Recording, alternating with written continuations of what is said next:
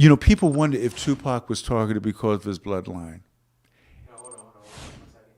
Like you pulling on the cord. Am I pulling on Yeah, the yeah, cord? yeah. Sorry about All right, that. it's okay. Is that better? Yeah. Okay. Um,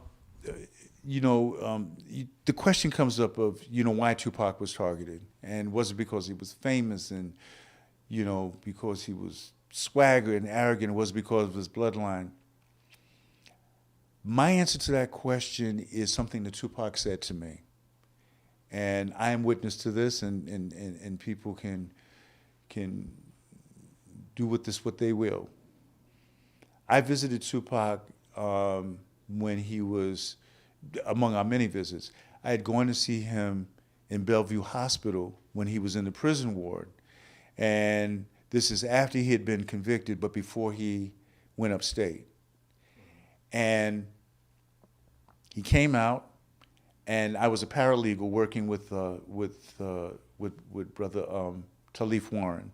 I was working as his paralegal, so I was able to meet him one on one in the attorney visiting room. And he limped a little bit, but he looked good, and he embraced me, and he said, "Uncle Jamal, before you start," because sometimes I would just kind of go in, right? He says, "Man, I have to tell you a story." He said, "There's a guy in the back in the prison ward, a young brother. They brought him from upstate. He had to get a back operation.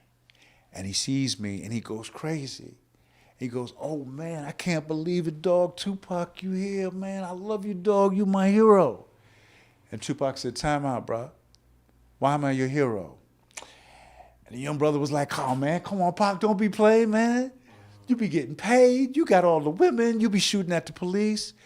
And Pac said, "Time out. If that's why I'm your hero, then I don't need to be your hero." And he said, "Uncle Jamal, I realized something." He said, "They're going to kill me."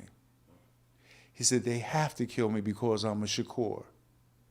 My choice is, do I go out like Tony Montana for Scarface, or do I go out like Malcolm X?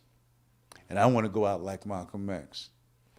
Now, of course, my response is what a Godfather's response would be. "Pac, you're not going to die. Let's not think about that. Let's claim life. Let's do whatever." Um, and Pac would listen politely.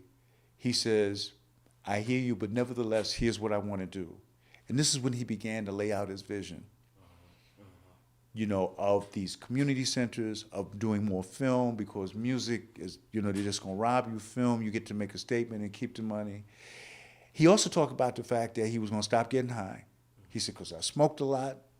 When I wasn't smoking, I was drinking. When I wasn't drinking, I was going to smoke." And I said, "Pac, how are you going to do what we're going to do with that?" He says, "One day at a time, sobriety, you know."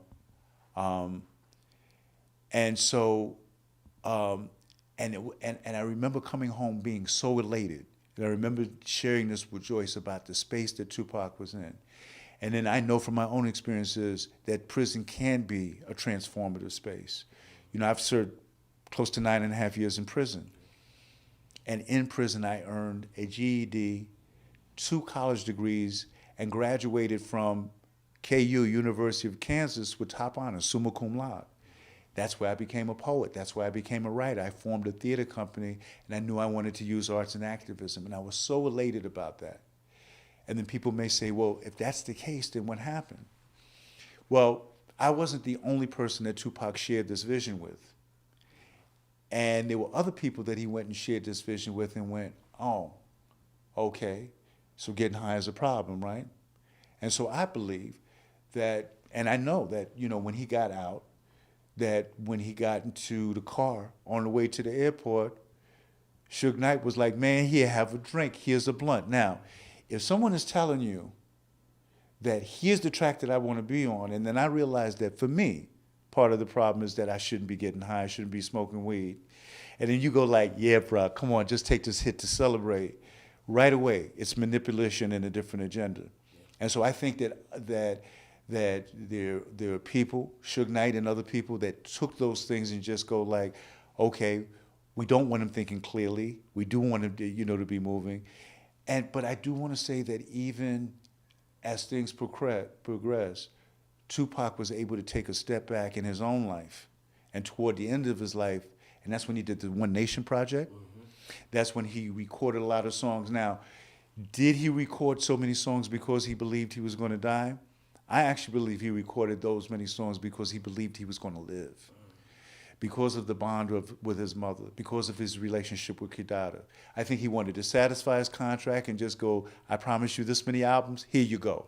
I'm going to build this company, I'm going to do that. So I do believe that that moment changed. But yes, I think he was targeted because he was a Shakur, and because they know connected with that name was not just the legacy, but the activism and the ability to organize millions. That he had millions of ears that was listening to him around the world. Whenever you do that, and then he began to go, see, the other thing too, for just a moment, the Code of Thug Life is a revolutionary document. And if you don't know about the code, please, have our, the people that are watching this or listening to this, go online and look at Tupac's Code of Thug Life. He began to broker the peace between these gangs and just begin to return to some values. It wasn't exactly the 10-point program of the Black Panther Party, but it was rooted in the same thing I've been talking about in the Black Panther Party, that love for the community. Let's stop shooting at each other. Let's not snitch on each other. Let's not deal drugs in the hood. This is revolutionary if gangs are allowed to flourish because they're doing the job of the oppressor in terms of eliminating young black men. That's what neocolonialism is. I don't have to come in as the oppressor in my uniform, with my army, with my people who look different, and kill you and lock you up. What I can do is create a psychological climate of self-hatred. I can pour in the guns and pour in the drugs and step back and let you do it to yourselves. And nobody's seeing where it's really coming from. So when you introduce something like the Code of Thug Life into that, that's revolutionary. And so Fred Hampton got killed in Chicago for the same thing. He had taken the Young Lords, the toughest, best organized, largest street gang, Puerto Rican street gang in Chicago, and helped them become a revolutionary organization called the Young Lords Party. And then he's talking to the Egyptian Lords, he's talking to the Peastone Rangers, and Chicago cops are going like, wait a minute, there's 30 or 40,000 of us and 200,000 of them? This organizer has got to go. Can I say one more to that point? Sure, please. And when you look at the FBI's counterintelligence program, COINTELPRO, and I don't think you can talk even in celebratory moments, when we talk about the Black Panther Party, and when we talk about the Shakur family, who were targets of COINTELPRO. COINTELPRO stands for Counterintelligence Program. And it was organized by J. Edgar Hoover and the FBI. And it went beyond just gathering intelligence.